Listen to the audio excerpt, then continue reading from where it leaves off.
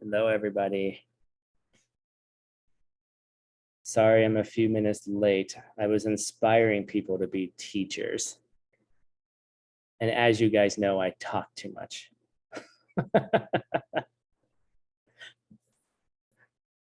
That's your karma, not mine.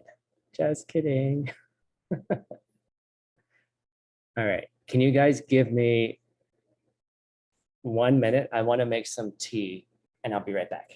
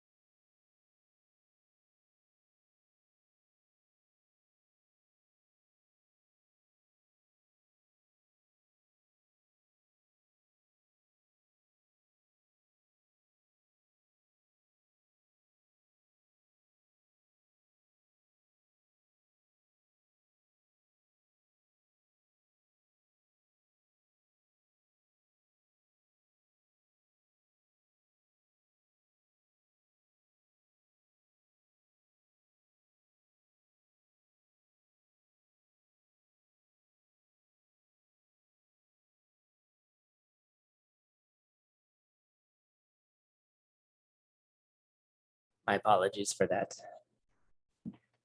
I don't know who made the schedule, Tim, for today.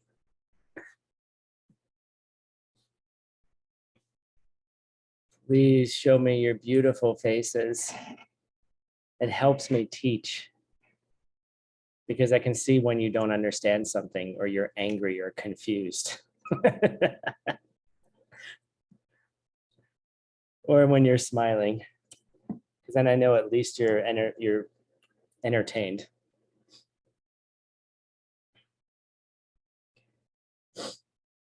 All right. So I've been jumping ahead preparing the next couple classes, and it keeps getting harder and harder, guys. I'm sorry. I'm getting all these messages in Telegram, people asking for clarification or help, or they don't understand something, or what's actually happening for many people is that you are understanding and it's a little uncomfortable. It's a little it's getting intense. We're middle of the course. My apologies. It's a Diamond Cutter Sutra. And it really works on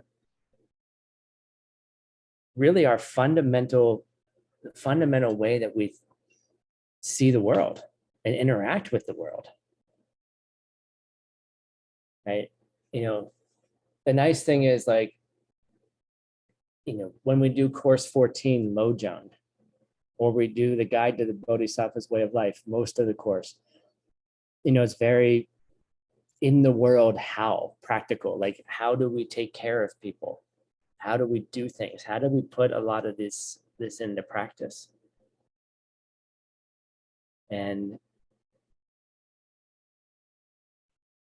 this course is very, like, it's meditative, it's thoughts provoking, it really challenges the way that who we think we are. How about that? Right? A lot of the messages I'm getting are asking questions about that. Like, well, Tim, who am I? Right? Tim, who, like, oh, what are you going to share? Well, that's nice. Could we maybe stop that sharing? There we go. That was nice. That person was just sharing us, was teaching us that everything's a blank screen. Oh my goodness. What you doing? Again, teaching us that we're just projecting onto a blank screen. That was that. That was what that was. Thank you. Thank you for, we should give that person a round of applause. Hey, okay. That's 3 times. Can we block sharing now? But maybe they're trying to teach us something, that everything's coming from us, right? Everything has a potential to be something. White screen upon which your seeds open.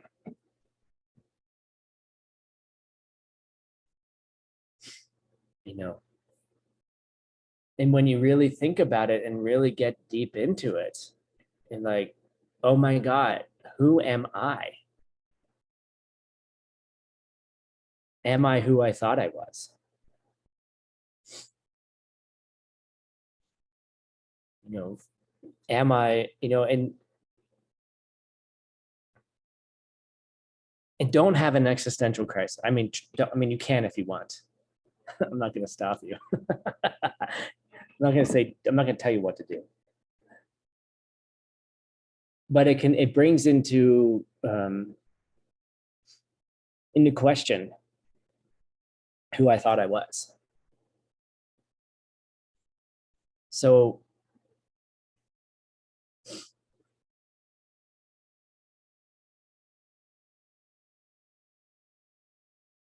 and then to move, you know, what I've been encouraging a lot of people who've been writing me about this is try not to get stuck there. We're going to talk, the first topic we're going to talk about today is about the different types of gotchas related to you, to your being.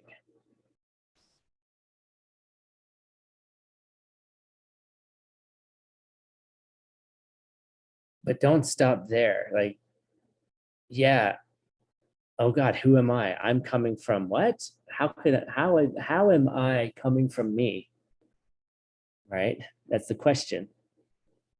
How am I, me, coming from my seeds? Like, that brings in the question, well, whose seeds are they? And upon what basis, like what blank screen do those seeds open to become me? So do I not exist? Well, that's not what we said, of course. No. But how we exist, right? How we are me, like Descartes, I think, therefore I am. Right? 17th century French philosopher, right? What is the thing, like what's the thing in Buddhism that makes us me, right? Makes you you, right? Makes people people. But I suggest in those thoughts are in take, my first suggestion is take those things into meditation. Okay. Because we're not saying you don't exist. Okay, please, please, please. You know, this isn't nihilism, right? You do exist, right? It's just how you exist, right? We're going into that.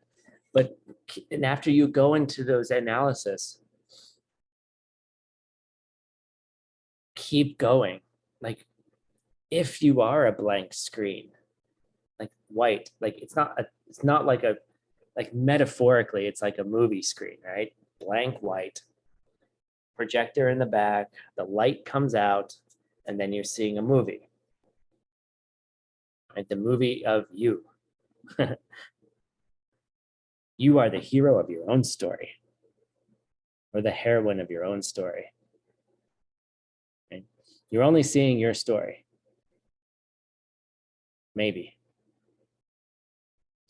Okay. But then don't stop there. The next step really is, if that is true, that it is a blank screen, then maybe we could do something to put something different on it. The you that is being put on it, forced upon you by your past karma, right? Potentially could be lots of things, right? What does this understanding help us do? What's the positive side of it? What is possible in that? That's why we talk about enlightenment, right? That's what we talk about becoming a Buddha.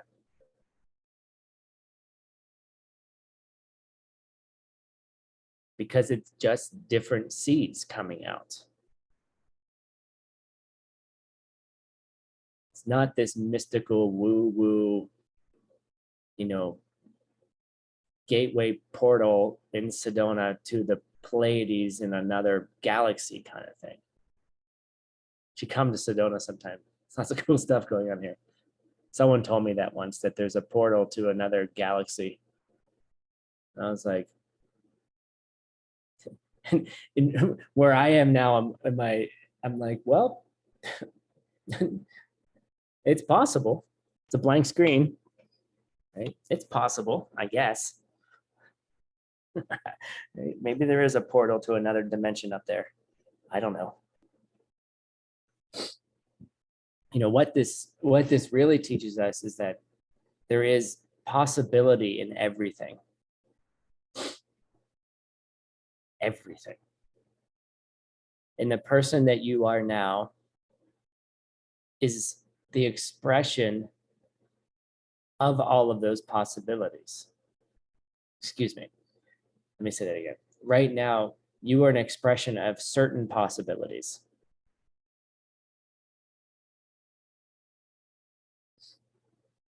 And those possibilities right now form your life as a human being, with all its good and its challenges.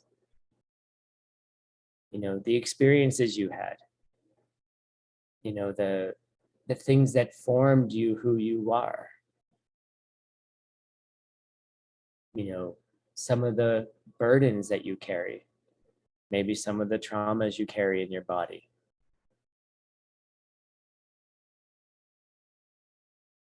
Some of the things you don't even know are there. Right? All of those things come together, as an expression of you. And unraveling a lot of that, this is why someone said something strange happened, right? As you start unraveling these ideas and start thinking about, well, who is me? And you start looking around at me, right? And you start looking around at the things that make you you, the things that push you forward, the things that hold you back. And some of the things you don't even know are holding you back. And all of those things start coming up, and those are all real and they're all part of you. And just because they're coming from seeds doesn't mean they're not real. It's because they're coming from seeds. That's what makes them real.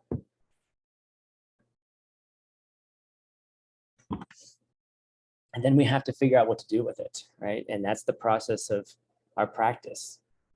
It's interesting, a lot of my really good friends, even myself, I'm seeing a coach right now who's helping me illuminate the things that I don't even see about myself.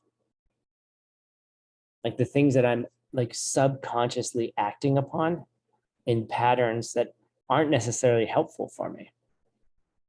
Right? So just because it's coming from seeds doesn't mean that you can ignore yourself.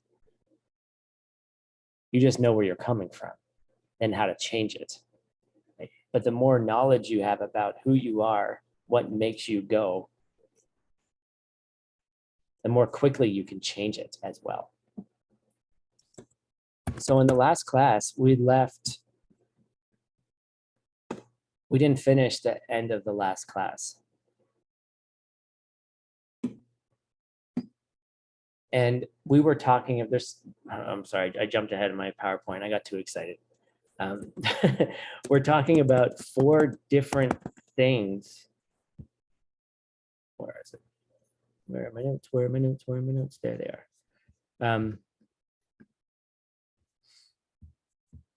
I like to think of it as 4 different ways of thinking of me in the way that we think about me that's independent, not coming from seeds. So it's basically four gotchas, right? And what's the gotcha? Can someone remind me, please? Because I forget all the time.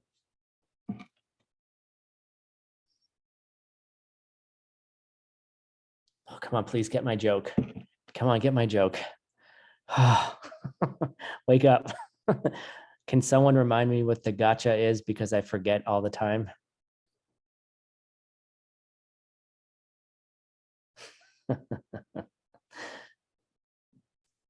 Right. It's the thing we deny. It's the thing that we think is out there. If it were to exist out there by itself, without any interaction from me, no, it doesn't come from me, doesn't come from anybody else, independent by itself. If that something could exist, right? If it could exist, that would be the gotcha. Okay. So my nerdy joke, right? I don't remember what a gotcha is. It's because we're always confusing things. We're always thinking things are out there coming at us. Simple way. Okay, I just said a whole bunch of blah, blah. One's a simple way. Everyone pick up your hand and go like this. This is the gotcha. Anything coming at you. Got it? Meaning something out there by itself, independent of how I treated other people in the past.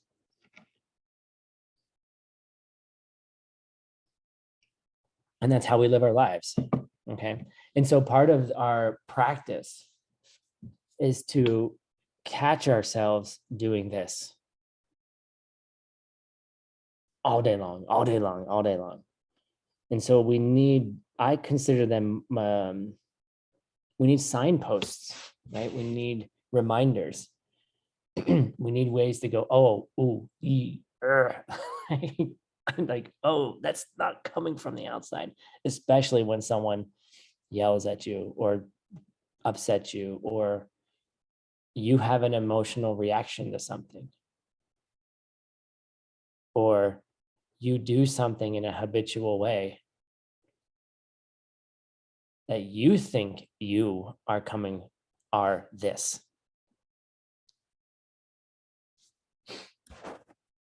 So the last part of the last class, Kamala Shila defines 4 different ways that we mistake ourselves. And so I like to think of it as 4 gotchas. It's really one, but it's 4 different ways that we confuse ourselves into thinking that somehow we're not coming from seeds. Because if you can capture that, right? If you can capture how me is coming from seeds, then you're on Tonglam, which is the next class, the path of seeing, right? Then you can do really cool things. So the first one, as I started showing you the picture, the first one is me. I like this one. Why me? If you ever ask yourself the question, why me? Right?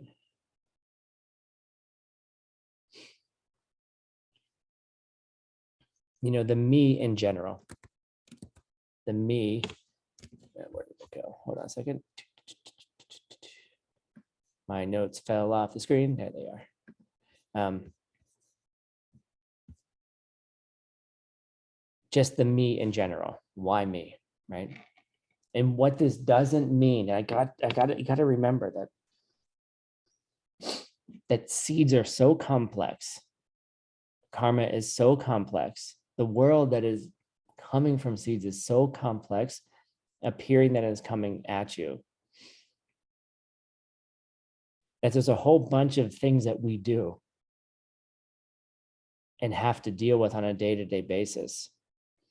Other people hurting us, people who hurt us in the past, our reactions to people hurting us, the patterns we develop around that.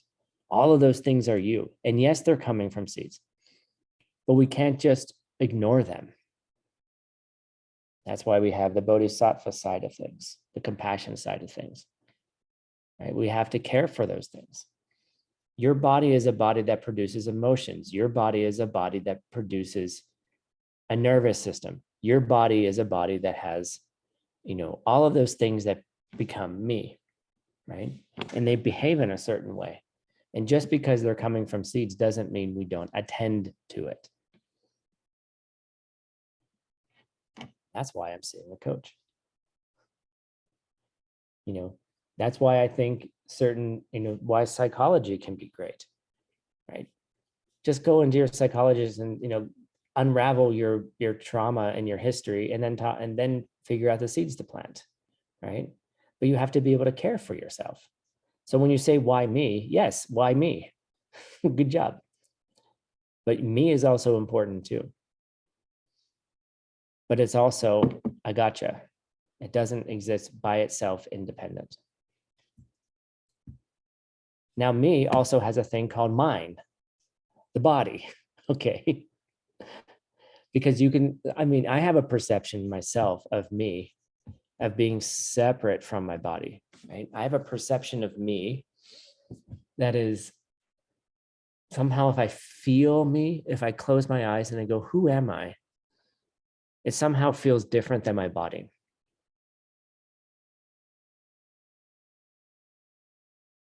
But as soon as last night I was moving furniture and 3 times I ran into a book that was sticking out of the bookcase with a really sharp edge. And I kept getting mad at the book instead of just putting it away, right? That was dumb. But as soon as you run into that book and it pokes you, I have a little blood down my arm. The 3rd time after I got blood, that's when I was like, put the damn book away, Tim, right? Then all of a sudden that becomes you, right? I ran into the book corner and I'm like, ow, that hurts, right? And my hand grabs my arm, right? Mine, this is mine, right? This body is mine, okay? So somehow in one way, I think of me as separate from my body. But the moment your body is out of order, okay, this is why I like this picture a lot, right? You run into something, you're sick. Any moment your body is out of order, you immediately go mine, right? And then people ask, well, can the sense of mine extend beyond my body? Well, certainly. A mother with their child, my cats, as soon as the big black evil asshole cat that comes in the house, right, and starts attacking my cats, they are mine, right? Someone runs into my car, that's mine, right? I got mad.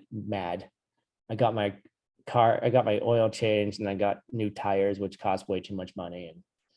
And they're supposed to wash the car afterwards.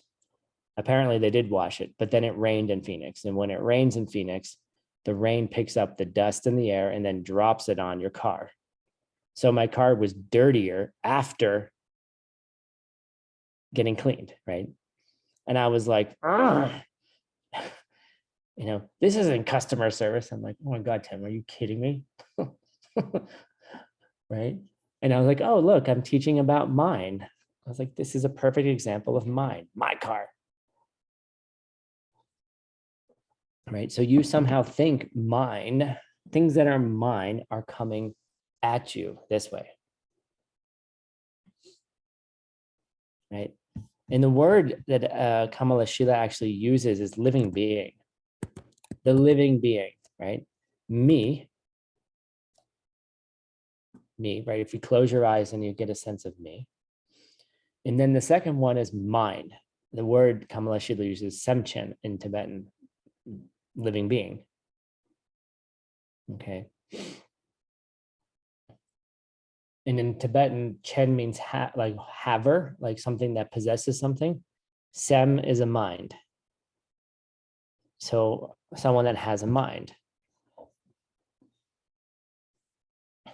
Okay.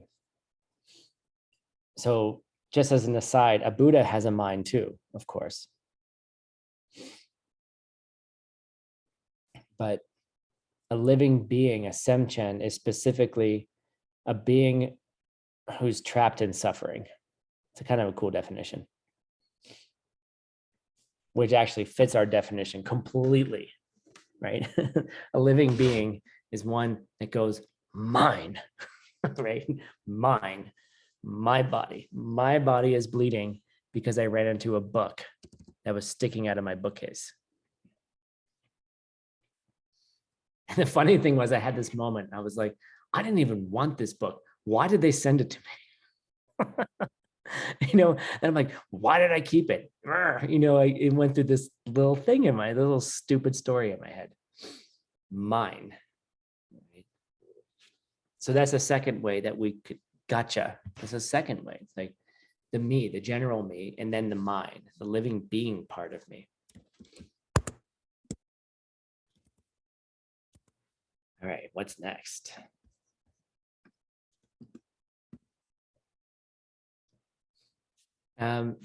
Your life in general,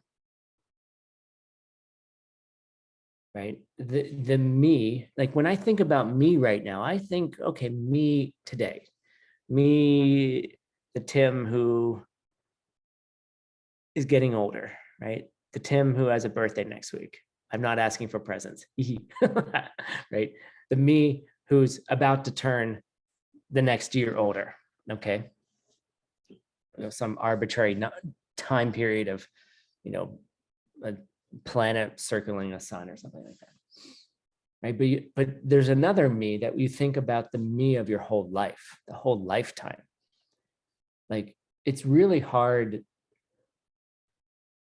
at least for me. Like I'm like, oh yeah, I was 15, I was 20, I was 25, I was 5, I was a baby, right? There's this seems to be a continuity of me throughout life, right? The me of 20 still feels like the me at 44. I mean, I wish that I could go back to 20 with the wisdom of 44 and do 20 again.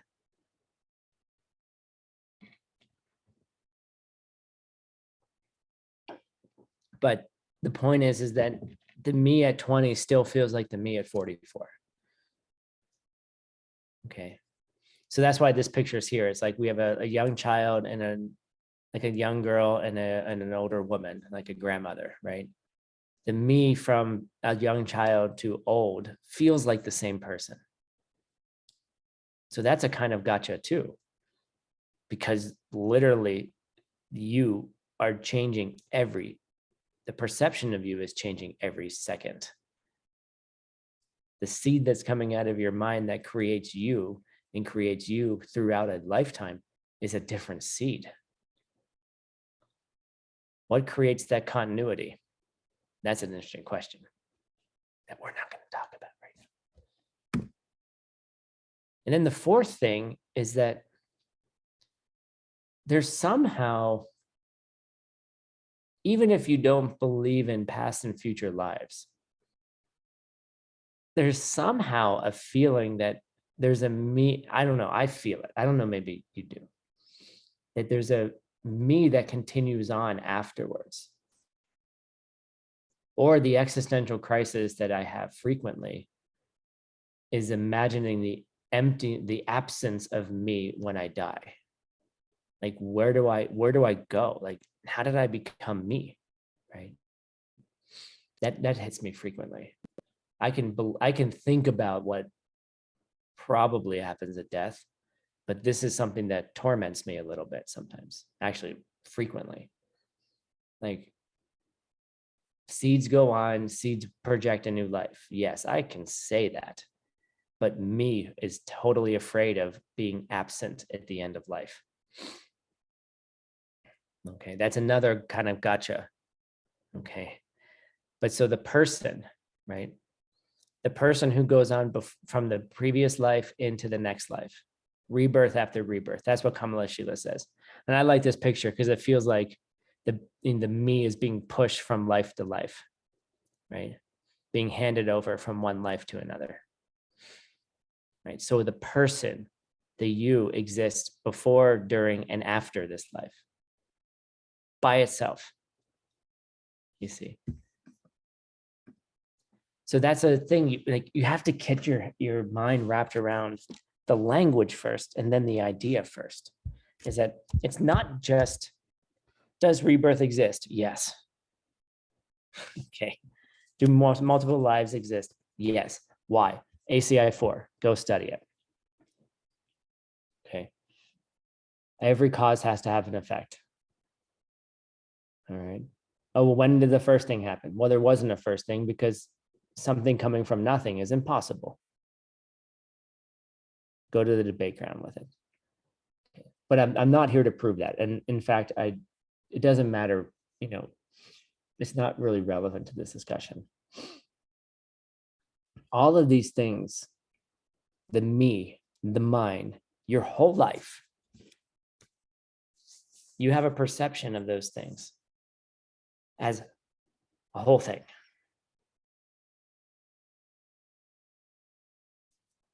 Did you think you were perceiving you, every part of you at the same time?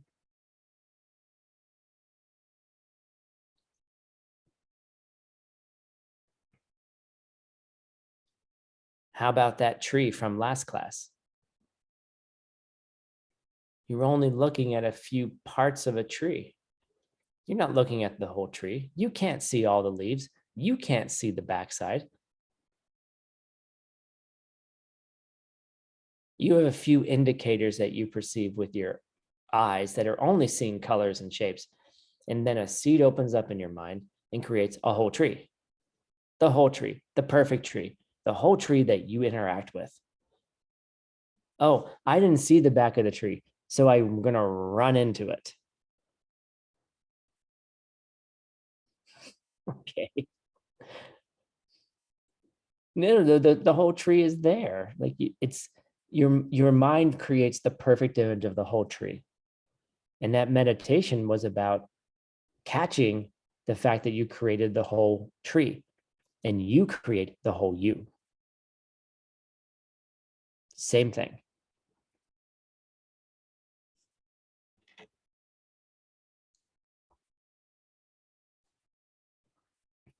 You're only perceiving parts of you. You think you are a whole life, beginning to end, baby to grandma. You think you're a whole life. I'm sorry. If you analyze it for 2 seconds, can you see your whole life right now? Can you remember when you were 6 months old? Every little thing that happened to you? All of those things make up you, right?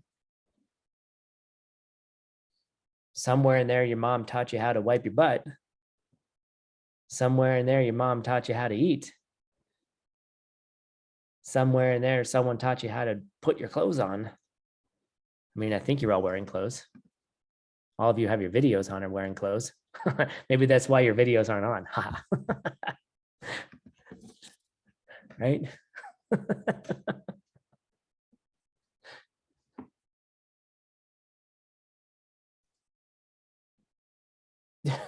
Sorry. Do you remember those things? No, but they're part of you, right? You're not perceiving the time that, I mean, do you remember the first time that you were potty trained and sat on the toilet and didn't use a diaper anymore?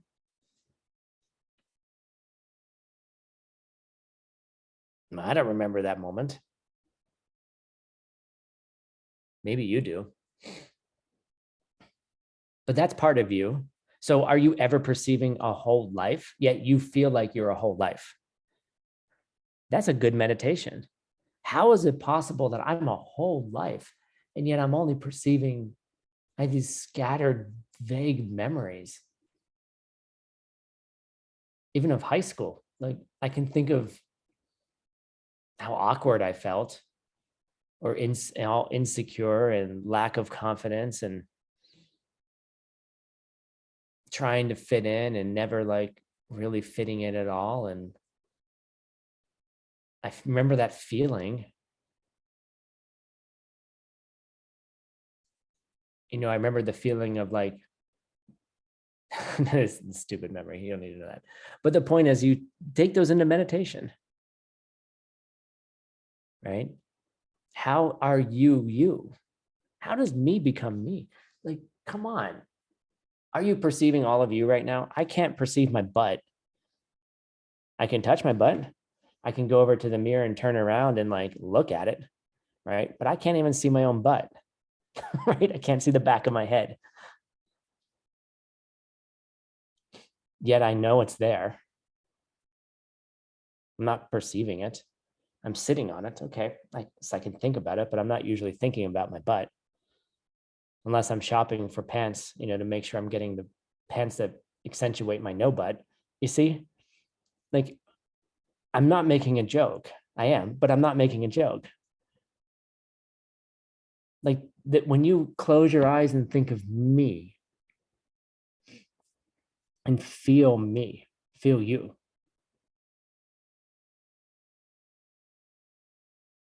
Meditate on that. What are you perceiving? And what are you seeing? Oh, I feel me. Well, what am I feeling? Oh, I can feel my finger. I can feel my toe. Oh, so my fingers are me. Well, if I lose a finger, then it's not me anymore, right? Well, no, I still would be me. My me is not in the finger, but I can feel my finger. They're not crazy meditations, not crazy thoughts. Because if you can get into the space in between all of that and slide into it and stay in it in meditation just for a second, like after doing the analysis, where is me in my finger? And you can't ever find it. In the moment that you feel like, oh God, there's nothing there, that's where you slide into your meditation. Slide in. It's like sliding into the DMs, right? And that doesn't work in translation. Maybe not. Sliding into DM. DM is direct message. So when you say slide into somebody's DM, it means that you were following their social media feed and you decided to write them a private message. Okay, sorry, translators. So slide into that absence. Like I'm going to slide into somebody's DM and hope they don't notice, right? That now we have a personal relationship, right? So when you can't find something in your meditation and you have that aha moment, it's almost, to me, it feels sometimes like bad analogy, but if you've ever been broken up with and someone sits there and just says, this is over, and you weren't expecting it. To me, what happens is I feel a hollowness in my chest. Like it's almost like everything just disappears. And and then the emotion happens, right? Then the sadness and, the fear, all those things happen, right? But for me, the analysis of if I can find me in my finger, right? And when I get to the I can't find it, the same kind of hollowness appears, feels like that in my body. It's not an emotion, it's not being broken up with. But in a way, it is kind of breaking up with the gotcha. You're breaking up with the gotcha. Okay. And if you get into that space and then slide your mind into it and stay, just stay there for a hot second.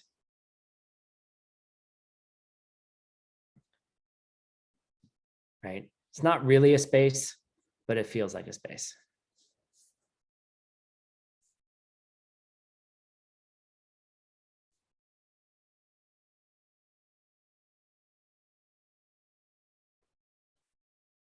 I think you're onto something louder than what you just said in the chat. So the point of that question really is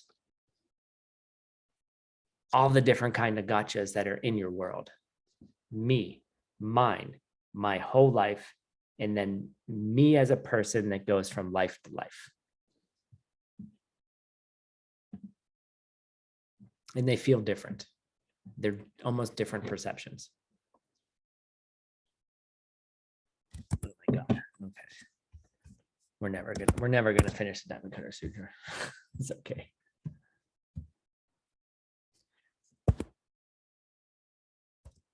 And talk about these things with your friends. Talk about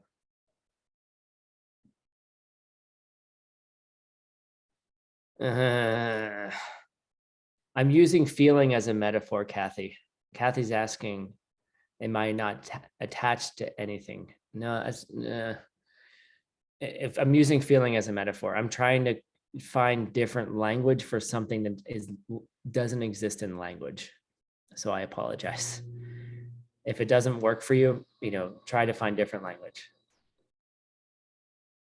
Yeah, is your name, is it Jilia or Hilia? I'm sorry. I'm not sure how to pronounce J, like a J, Jilia. Okay. Like what Jilia said here is like, you're gone, no longer you, right? Yeah, there's a way that it can feel that way. And it's not as though, now understand that when you're perceiving emptiness directly, okay, this is next class. I'm sorry. I'm jumping ahead. We'll get there. But understand that you don't go away, but you understand how you becomes you. It's not like you disappear into the neither regions of the universe and no one can find you. But it's a feeling, right? Like that emptiness, like, right, when someone dies, part of you is gone because a part of you cannot express itself anymore because that part of you was dependent on that other person. I lost my best friend after college. Not to death, but to marijuana. And it felt like a death. We had, like, a part of me could never be me again because they were dependent upon him. And he took too many drugs and we just couldn't, we couldn't be us. Get it? All right, so we're going to switch topics now. That's a heavy topic. Take that into your meditations. Take that to your study groups. That could be a lifetime worth of meditation right there.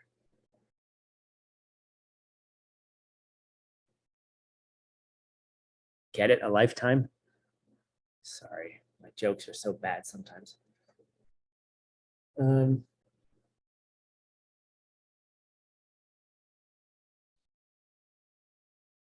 Okay, so we're moving to a new topic, and the new topic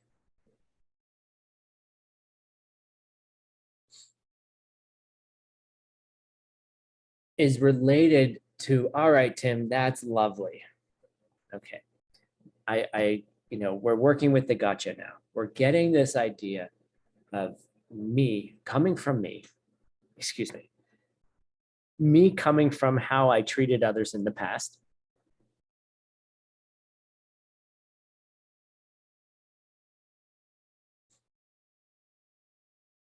And so that me that's arising, me, mine, your whole life, between lives,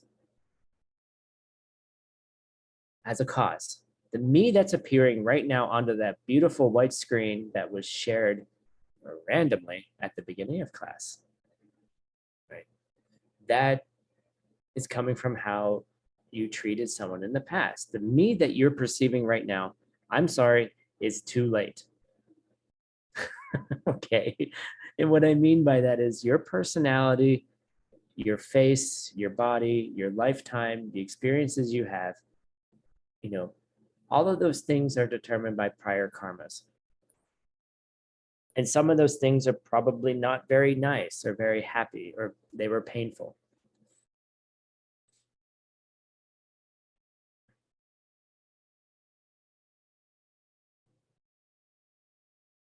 Now, the next question that arises is what can I do, Tim, now that I understand this? What seeds can I plant so that I can start projecting a different me that could change? That's what we want to get to, right? So we're not just leaving you hanging. Good luck. You are coming from your seeds, me, mine, my living, my whole being. Good luck. Have a nice life, right? That's nice. But now, how do we do something about it? How do we go shopping? Like, we're going to the mall now. I bought myself a new sweater yesterday. Okay, it was on sale. It was 50% off. Okay, it's cold. It's snowing. It's weird. Okay, bought myself a new sweater, right? And I bought myself a new sweater because a friend of mine told me how I should dress for class. Right? Everyone tells me how I should dress. Some people tell me I should dress formally. Some people tell me I should dress with a t-shirt. Some people tell me I'm dressing too much like, like an old man. Some people say I should be dressing like a sexy young 20-year-old. I'm like, I don't know what to do. Okay, so I bought myself a nice sweater in an attempt to please people. Okay. But I did it thinking about seeds. I did it thinking about what can I do to change the projection of me and my world.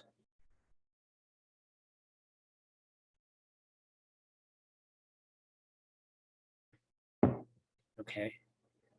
So I didn't just go shopping thinking about, oh my God, I need to sales. Let's go find a sale and save some money. Like, I went shopping to how could I plant powerful seeds? The mall is a beautiful place to plant seeds. Okay. So the question becomes, all right, how do we plant seeds? Okay. Now we're moving into the how section for you teacher trainers who are not in the teacher training right now, but will be teachers in the future. Okay. How do you, now that you've figured out that me is a gotcha, how do I plant the seeds? How do I plant different seeds? Oh my God, so cute. Your daughter Pung is so cute. Who's that little girl hiding? um, so so this gets to the very first question of the Diamond Cutter Sutra, the question of how does a bodhisattva think? How does a bodhisattva act? So this discussion starts in the sutra about Subhuti asking a question. We've heard about this idea of giving, right? Give. Right? How do I give? And so the question comes up as, what if I were to give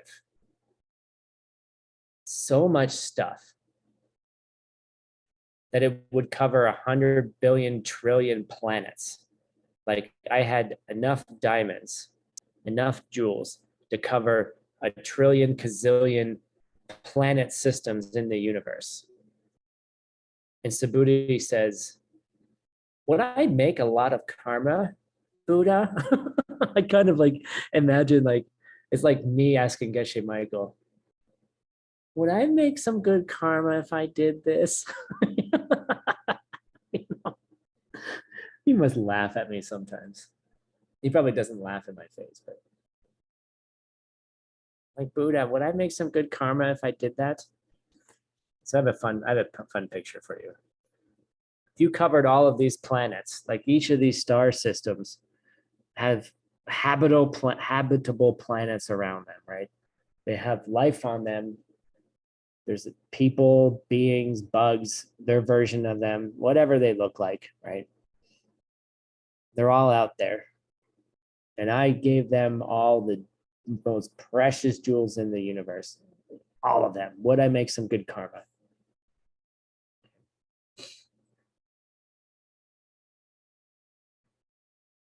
Would I make some good karma?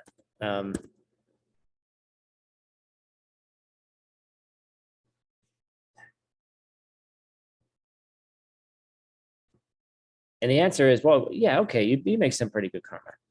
Okay, sure, sure, Subhuti. But the answer is much more deeper than that. Okay.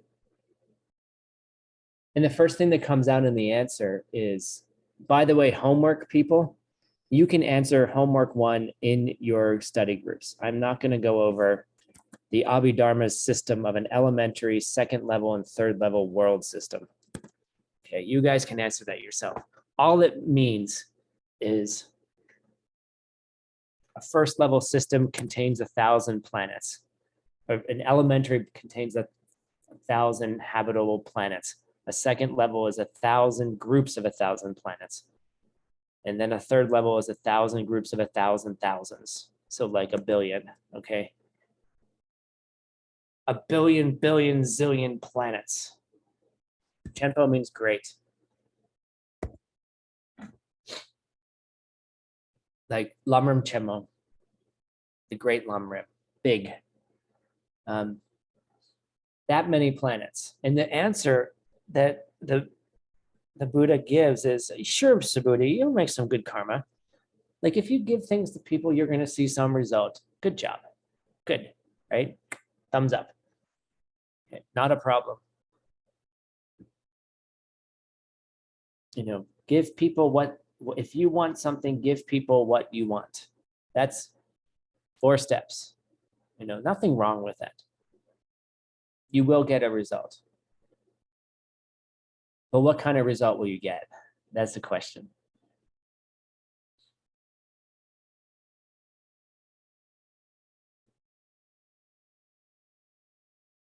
If I want more tea and I give my friends visiting for the weekend, which was the reason why I was cleaning my room, right? And I ran into the book and I got annoyed at. My friend also likes coffee. And so for some reason, people think I like coffee, which I do. And I have like 4 really excellent coffee. I can't drink that much coffee, guys. I'm not so, the caffeine intake can't be that much, right? So I have these really 4 great coffee. I had some really great coffee from Shenzhen, China. Probably the best I've ever had in my life. Okay. So I give someone coffee, right? What do you mean, Maria? Dirty white result. Microphone, thank you. Yeah, without the understanding who you're giving to and what you're giving and who's giving, you will just create a result that will run out eventually, and we call that white dirty result. Right, exactly.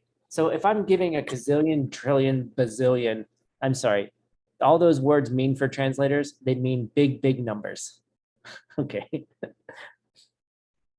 If I give a big, big number, an infinite number of jewels to all the inhabited planets of the universe, will I get a good result? Yes.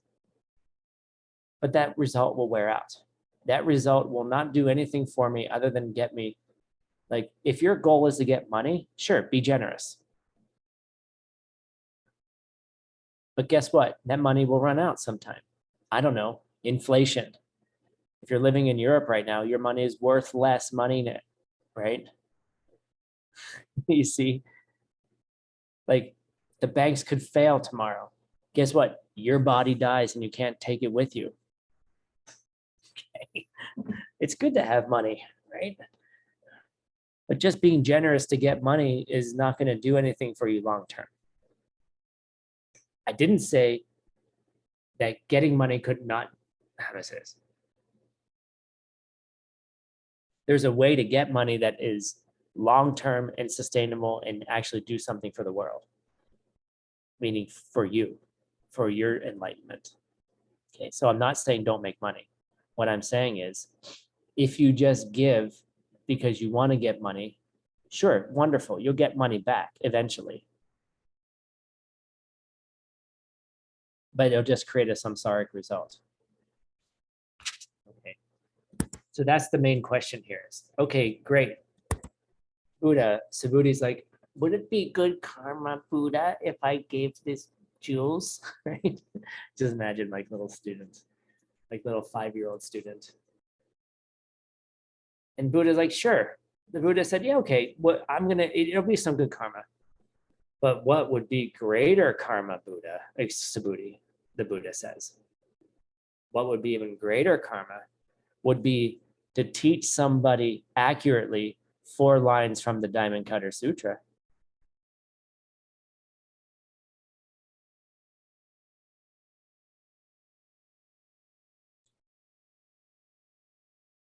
Well, that sounds a lot easier, doesn't it?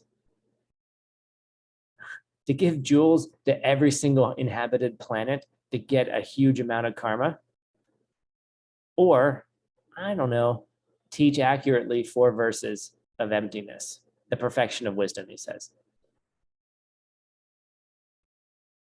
If you could teach the perfection of his wisdom accurately and help somebody do something with it, because now the seeds are totally different. And then you're like, what does the Buddha mean by that? Why does teaching 4 lines from a book, from the perfection of wisdom accurately, become more karma than all the jewels in a gazillion planets?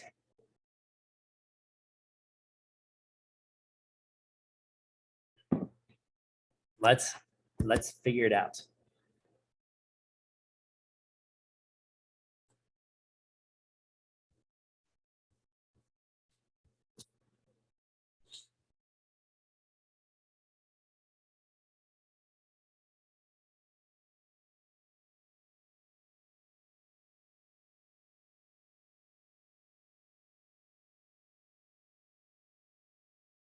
So the question becomes,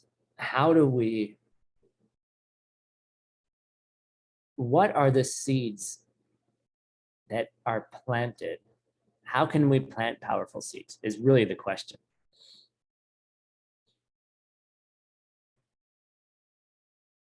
And the first thing we need to investigate, and I'm not going to go so deep into it, which I probably will, even though I say I'm not going to, is first to understand karma and its consequences. And if you want to really go deep into this, go to our Nagarjuna classes. There's 4 classes so far on all of this. Because let me ask you a question. In the present moment, the seed that you planted yesterday, does it exist today?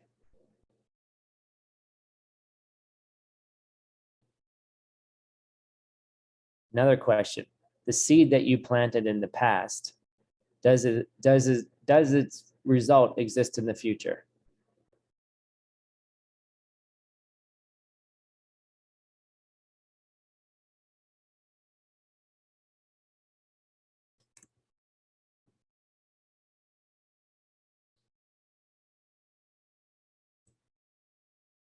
in the present moment,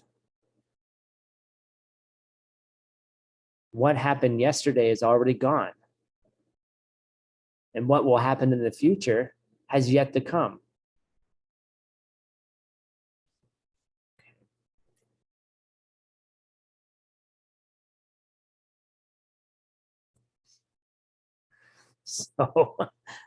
So right, exactly, Laura. So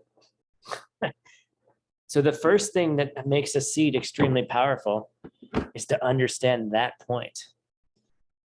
You think as a gotcha. You have to meditate on this, guys. Blow your mind up and then meditate on it.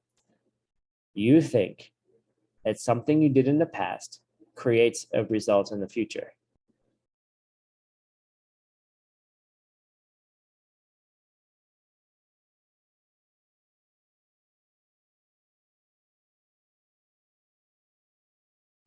I'm waiting for you. I'm watching all of you guys go, what? Did he just blow up the laws of karma?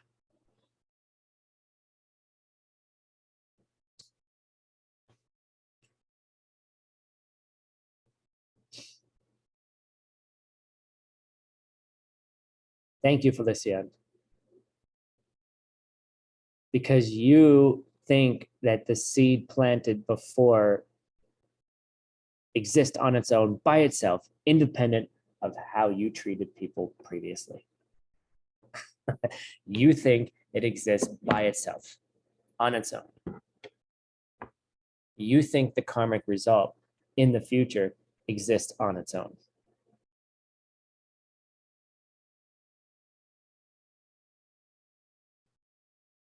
Ugh. I see some pens hitting faces. I feel people going like this.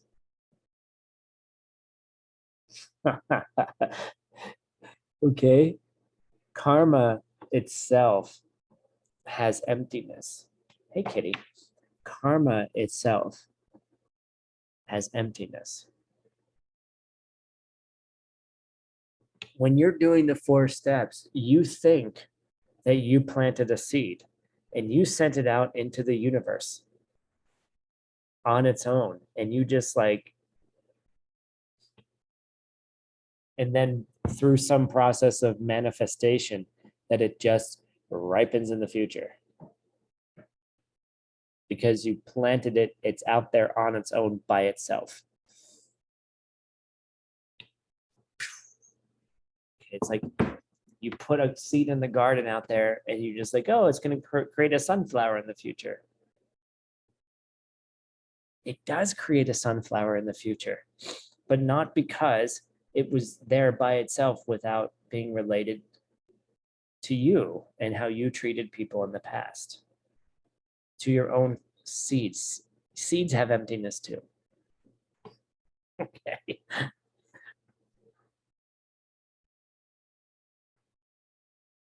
I know this is hard, guys. I know this is hard. But if you can crack this, the matrix, right? If you can crack the code of the matrix, all right? I didn't say, now careful. I didn't say, don't do the 4 steps. I didn't say, don't give jewels to a gazillion different planets. I didn't say those things. Sharon's like, big planets. Yes, right? Didn't say that. Okay.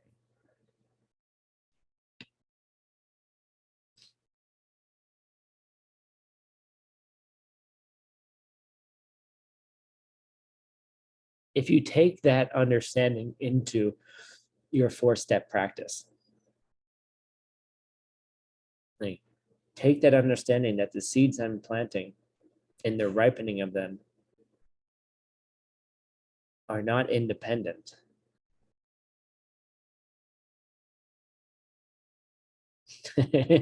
Oh, I love it.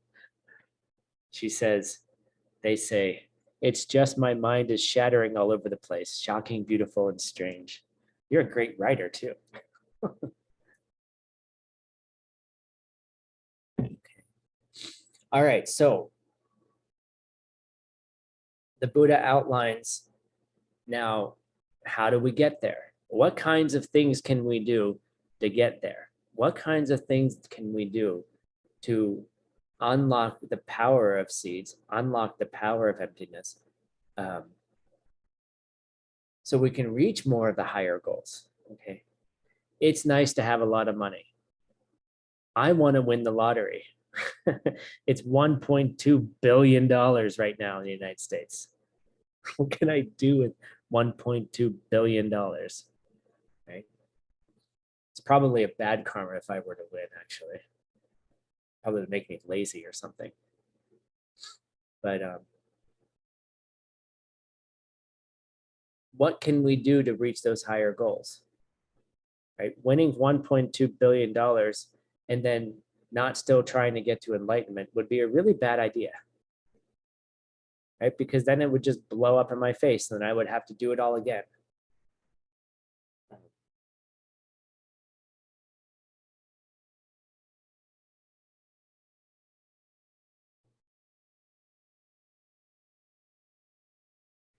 Another question, and I'll let you guys just hold on to this. Do you think that money can actually help somebody? Where's the gotcha? Where's the gotcha in that sentence? Yes, money has the power. There's no power in the money to do anything for anybody. Oh, Tim, I'm going to win $1.2 million and I'm going to create an endowment for the Dharma. Oh, that's nice. But what if the banks collapse? And then the endowment's worthless? What if there's tremendous inflation in 5 years and $1.2 billion becomes worthless? You see, like, can there be something in money that helps people? Yes. But is there anything naturally by itself in that $1.2 billion lottery that will help people? No.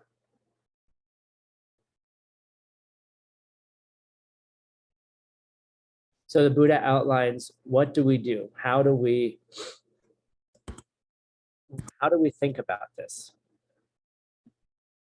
Oh yeah, I forgot to show you my fun picture. Here's the fun picture of, does karma exist in the present moment? I mean, the seed exist in the present moment. Right? Does the future exist now? That's my fun picture.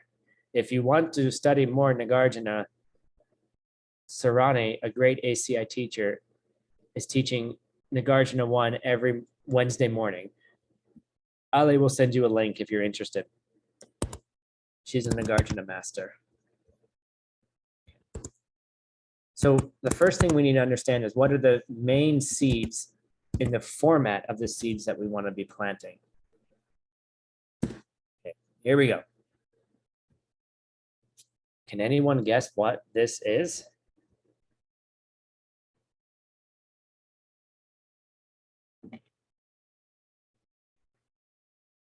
Maybe a diamond. It's a lamp, it's a light. Natasha got it. It's the 6 perfections. Yay. Okay, good job. There's also a hidden message in there too. Maybe you'll figure out later.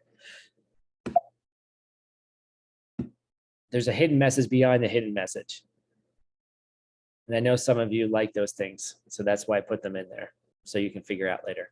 All right, there's 6 classifications or groups of seeds that you can practice that will help. And the way that these work together will help you understand what you can do that makes things more powerful and not samsaric. So the first one is sharing. Like, you've heard it as generosity. The new translation we're using for Jimpa is sharing. Okay, giving. The next one is leading an ethical life, doing good things, right? Doing correct things, not hurting other beings. The third one is patience.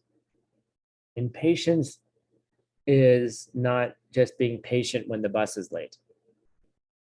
Patience is more like not getting angry when you otherwise could or should get angry. Right? It's basically not having a negative reaction to something that would normally give you a negative reaction.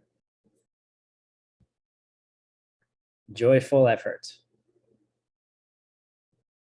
Taking joy in spiritual hardships.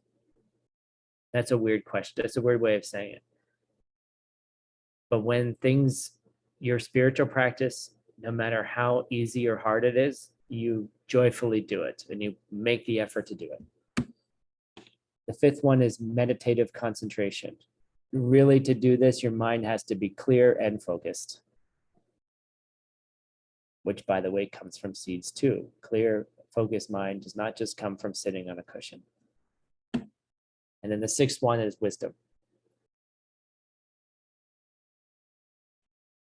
The perfection of wisdom. So I put that one up at the top purposely. So there are the six. So let's talk about it. We call these the perfections, the six perfections. I got 15 minutes.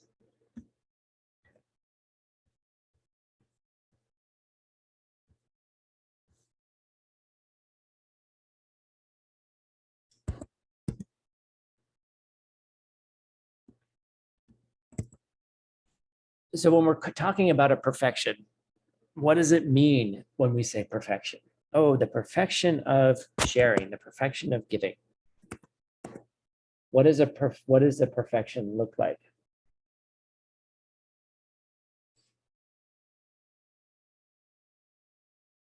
There's two ways to think about it. Subhuti, thank you, Laura. One of them is, okay, to have a perfection means that you've perfected it. Right? That makes sense, right? You've perfected how to do something. You've perfected your ethics. You've perfected your giving. You've perfected your wisdom. You've perfected your concentration, all of those things. And the only being that has it all perfected is a Buddha. Right? So the perfecting of something comes through, well, the perfection of wisdom comes from only a Buddha has that. Because only an enlightened being has the ability to see all things at the same time, see their emptiness at the same time. But as Aldo said in the chat, is that a different way of thinking about it is that there's a perfectionizer. They are making you perfected.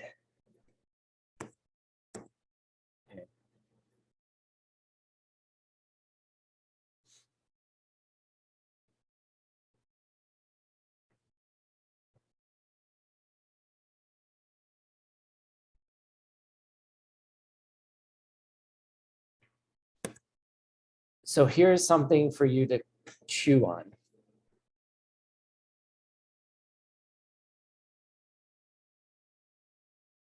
Let's consider, what I'm trying to think of how to teach us.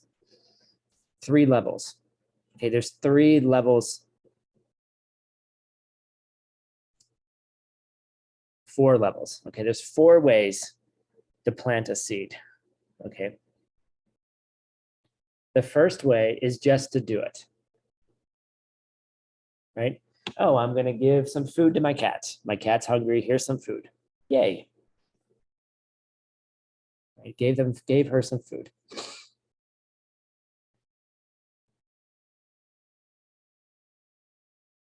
What kind of result will that create? Sure, it might create someone giving me food. It might create a world where I have enough food for a while, but it will eventually wear out. It will create a result, but it has to wear out. Second way of doing it.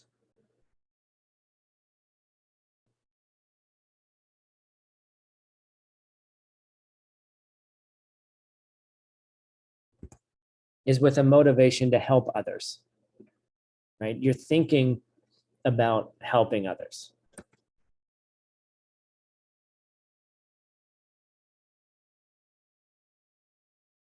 Which is a much stronger motivation, right?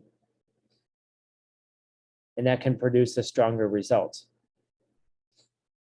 Yeah, I'm giving food to the cats, and I'm kind of just doing it to do it. But if I have this other motivation, oh, I'm kind of helping you out. Like, oh, I'm really, I'm doing something for you that you need. It feels a little bit different than just saying, here's your food, bye. Right? When a waiter comes up to the restaurant and just throws the plate on the table, here's your food, here's your grilled cheese and soup, right? It doesn't feel the same as someone coming up and like elegantly making a presentation and apologizing. Excuse me, I'm sorry. Here's your food. And then they set at the table, they set it up very nicely, right? And they put the silverware down. They're thinking about your experience of the food. Instead of just like throwing, like, me just throwing the little like kibble on the ground. So that's a second way you can do it.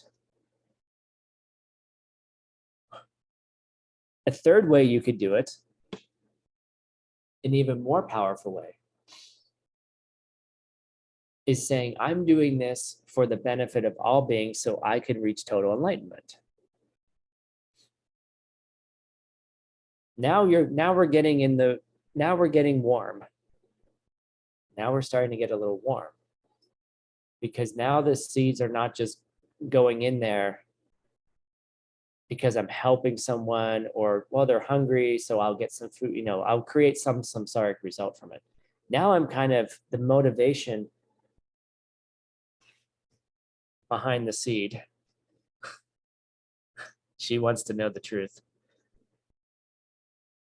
Right? The motivation behind the seed is something for all beings because it's being dedicated towards your own enlightenment.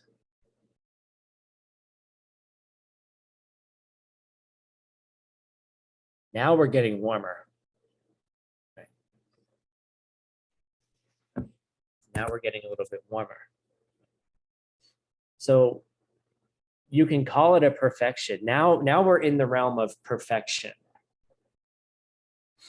You can call it a perfection if you have the motivation of a bodhisattva.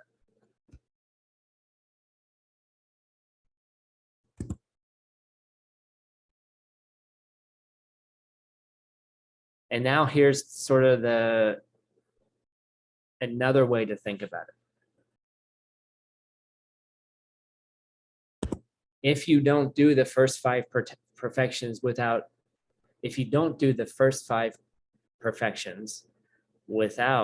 an understanding of wisdom, aka emptiness, then you're not doing it as a perfection. It is not a perfection. It doesn't even deserve the name perfection if you don't do the first five perfections without an understanding of emptiness, whatever understanding of emptiness you have. It doesn't even deserve, it's harsh, right? It's harsh. It doesn't even deserve the name perfection until you're giving with wisdom. Your vows, your morality does not count as a perfection unless you're doing it with wisdom, with an understanding of emptiness. Your patience is worthless if you don't understand the emptiness of it. Your joyful effort, your meditation. If you sit on your meditation cushion and don't understand the emptiness of it, you're just creating samsaric results. Wah, wah. This is why we don't teach this class until later. It's not the first bomb we drop on people, okay?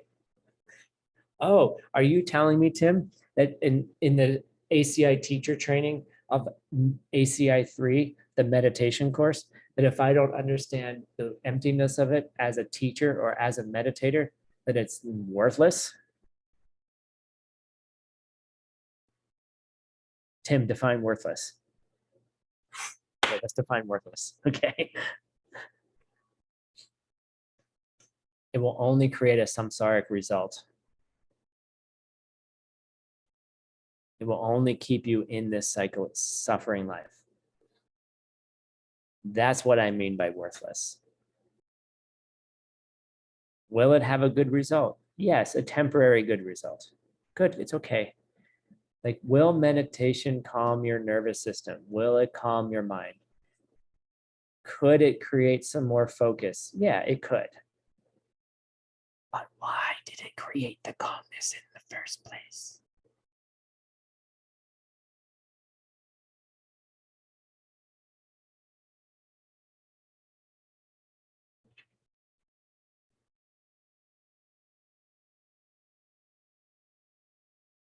How did the meditation result in a calm mind? Even if you're not thinking of emptiness.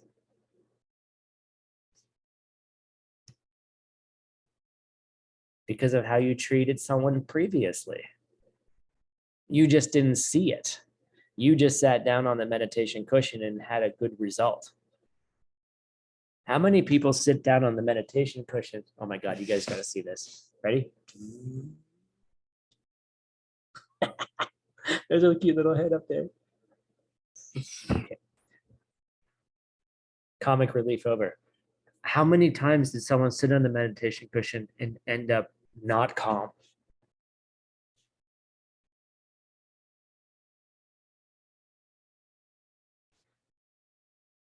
Right? Even if you're not thinking of emptiness and you get a good result, it comes from a previous seed. It comes from a previous way maybe you calmed somebody down. Last week, maybe you had a friend who broke up with their boyfriend and you provided them comfort and hugs and chocolate and sat with them and watched movies and talked about how stupid boys are. And then like, yeah, boys are stupid, right? And then they just calmed down and they relaxed a little bit, right? And then you sat down on the meditation cushion and had a good result. So you can get good results from meditation. You could also get shitty results from meditation. Just like you could get good results from winning $1.2 billion, or you could get bad results. Right? But if you understand what created those results in the first place, and if you take your understanding of wisdom today, whatever that is, your understanding of emptiness today, and even just start a meditation thinking about it, or before you give food to your cats, you think about, wow, this could be a cause. First of all, it could be a cause for me to reach total enlightenment. And oh, wow, there's emptiness here. I'm empty. The cat's empty. The food is empty. The giving is empty. Because all of those things are blank potential that could have been anything else if I had different seeds.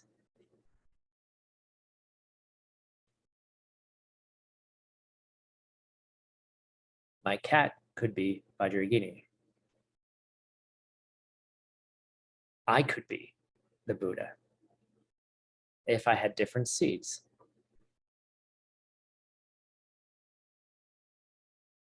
You could see Buddhas, or you could see yourself that way if you had different seeds.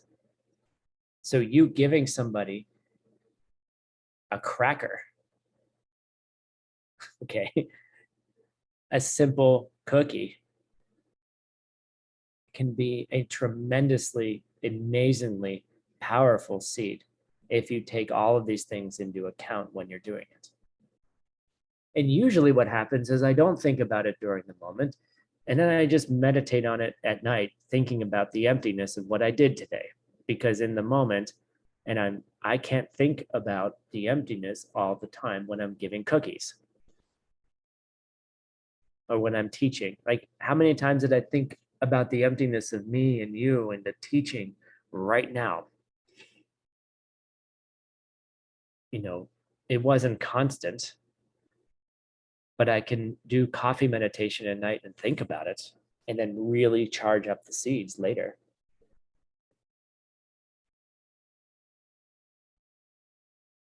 Yes, kindness towards others creates good meditation. That's absolutely correct.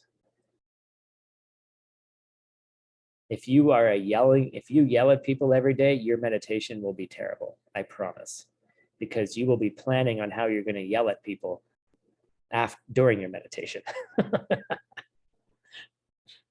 But it just creates a messy mind.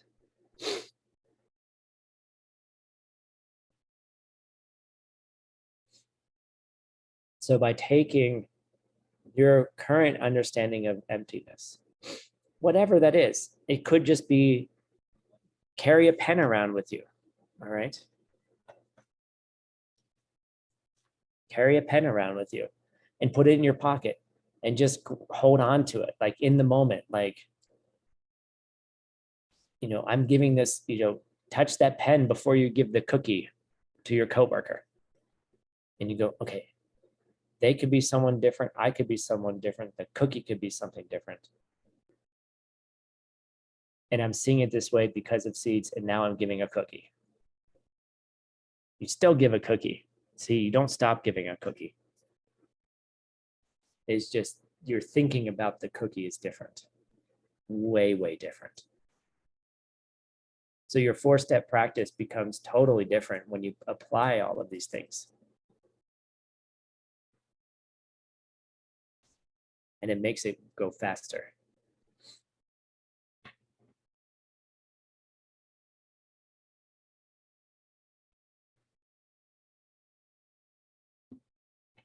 All right. So we didn't finish this class, of course, too.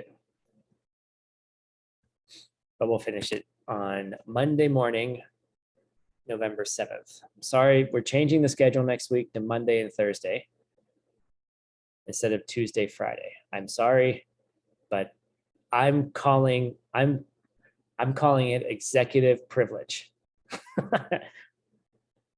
It's my executive privilege and honor to change the schedule because it's my birthday and I don't want to teach on my birthday. I want to go have a free day. So I'm claiming executive privilege in changing it to Monday and Thursday. So I apologize, sort of. All right, cool. Thank you all for joining today. I know this is hard. I know it can be challenging, and I do know that these classes can also trigger a lot of hard things in people sometimes. It can bring up a lot of intense emotions. It can also bring up a lot of old patterns, challenges that you've had in the past. So if you need additional help, please reach out in the group, ask the questions. I'm here if you need something. It's normal to have that experience, especially during these courses. And it's amazingly beautiful when you see what's on the other side of it. So thank you all for joining. And we will see you Monday. So the class, same time, but we're doing Monday and Thursday. So everybody, let's say goodbye. Turn on your mics. Thank you all for joining. Muchas gracias. Thank you. Спасибо большое. 拜拜，再见，再见。 Gracias, gracias. 谢谢谢谢 Tim， 天老师，谢谢谢天老师，拜拜。非常开心，拜拜，拜拜，台阿西达法。非常开心听你的课，很开心。很小太，就是 happy。